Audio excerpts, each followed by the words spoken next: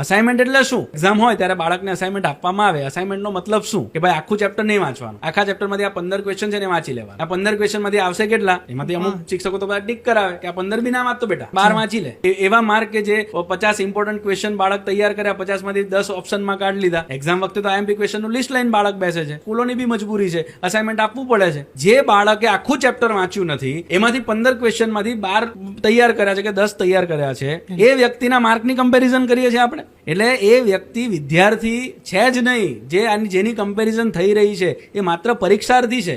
બાળકને વિદ્યાર્થી બનવા માટે શાળા કે શિક્ષણ આપીએ છીએ કે પરીક્ષાર્થી બનવા માટે, પહેલા એ તો નક્કી કરીએ. એટલે જ્યારે આપણે આ બધી બાબતોની કમ્પેરિઝન કરીએ છીએ ત્યારે હું એવું માનું છું કે વિદ્યાર્થી અર્જુન જેવો બનાવવો છે કે કૌરવોના કોઈ પાત્ર જેવો બનાવવો છે, તે નક્કી કરીને સૌથી પહેલા માતાએ કુંતી કે ગાંધારીની ચોઈસ કરવી પડશે. હું કુંતી બનીશ માતા તરીકે તો દીકરાને સ્વાભાવિક રીતે અર્જુન બનાવી શકીશ. મેં જે દિવસે દેખતી